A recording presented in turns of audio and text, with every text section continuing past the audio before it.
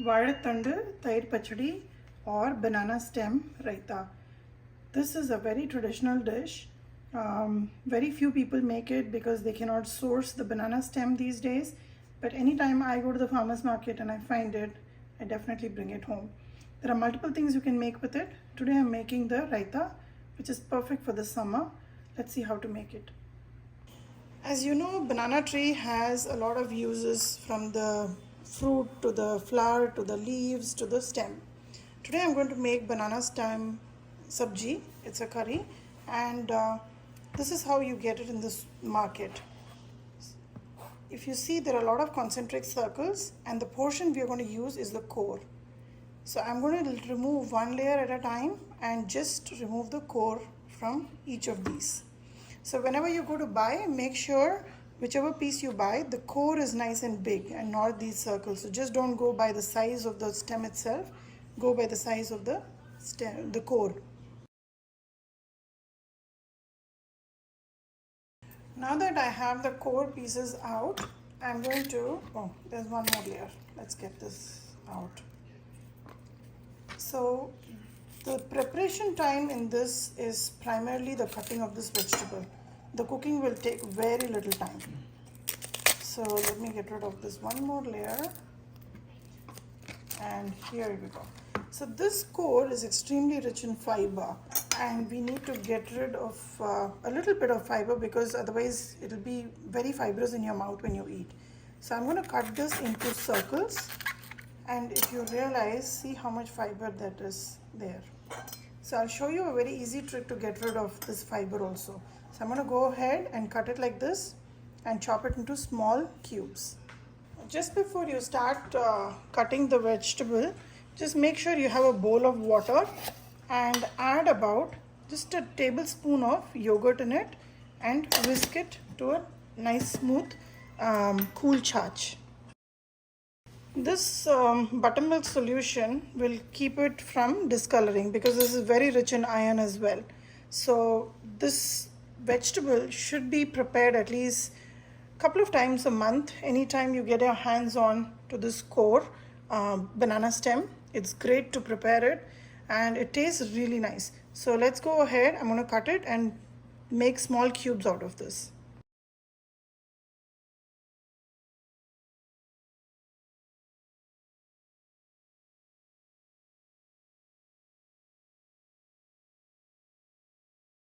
Now that I have all these pieces cut, before keeping it outside and exposing it to the air, just dump it in this buttermilk solution, because we want the stem to stay intact and not lose its color. So once you mix it in the buttermilk, it will sort of harden the outside layer and slowly start releasing the fiber out. I used my chopper as usual to chop it, so it's even and it's quick. And banana stem is very soft, so the work is done very quickly rather than I sitting and chopping it for quite some time. So once I have this submerged, just leave it for 5 minutes. The banana stem has been sitting in the water for about 5 minutes now. I just cleared up the counter by then. Take a fork and just rotate the water, just circulate the water a couple of times, clockwise, anti-clockwise, and the fork will start catching all the extra fiber that is there in it. So if you realize, see how it's catching up, you can just take this and remove it. The benefit of that chopper is when you chop it in that, the blade itself catches most of the fiber, which is great, and this work is reduced then. So I'm just going to do this couple of times, and you will notice I can easily pull out the fiber. See, like so. This fiber you don't want to eat. It becomes very chewy and it's not a pleasant experience when you eat. Let's only take the stem part of it. See, I can take out another chunk of fiber. So this is the fastest way you can remove fiber. I remember my grandmother used to slice every piece, and then with her hands she used to just roll out a ball of fiber. That used to be a tedious process, and this is something I saw online somewhere and I felt it was pretty quick. So I'm just going to do this and remove as much fiber as I can. A little bit of it is okay.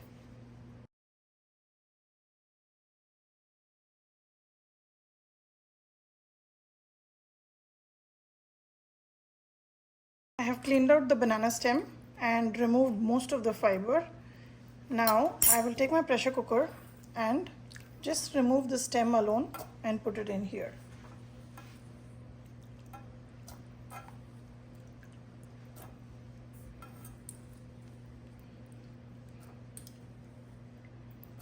Once I do this, add about 1 cup of water.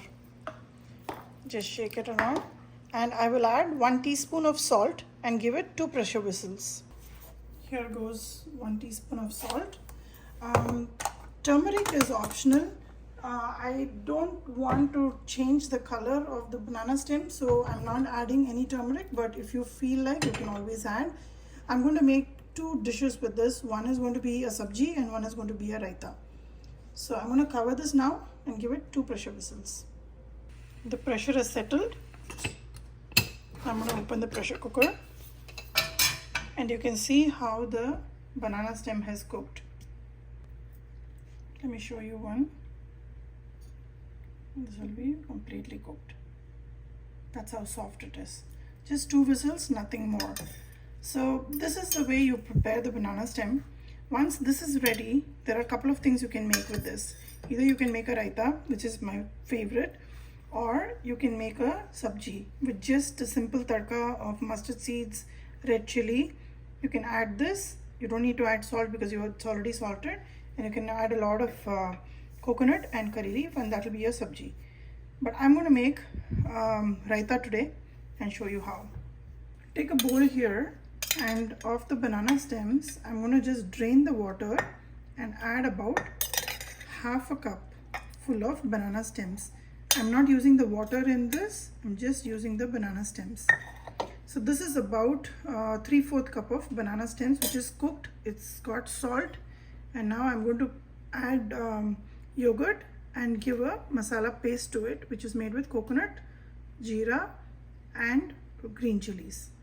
In the mixie jar, I have about 1/4 cup of coconut, fresh coconut, about 1 teaspoon of cumin seeds, and a few Thai chilies. This may be about 1 Thai chili. You can add more if you want it more spicy. I'm going to make a smooth paste out of it. You can add maybe 1 or 2 tablespoons of the water that is there in the pressure cooker from the banana stem also, and just make it a smooth paste.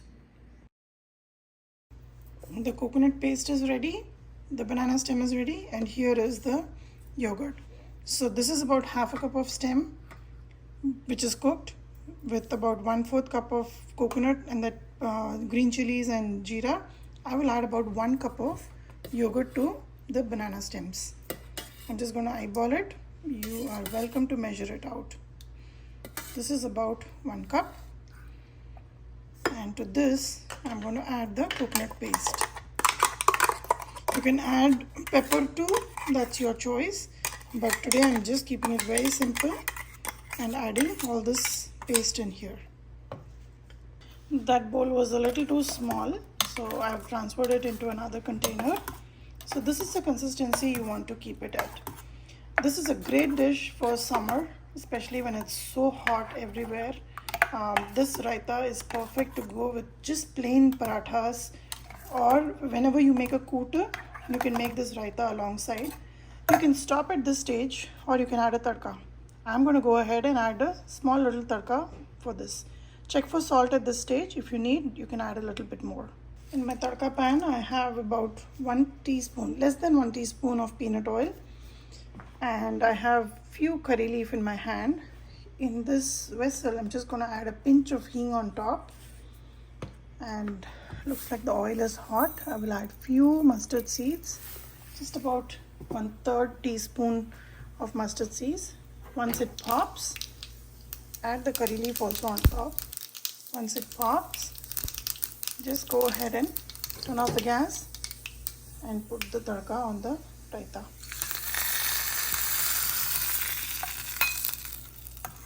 Just rinse it off. and that gives a very smoky flavor to the raita. This raita is ready to serve. Give it a try.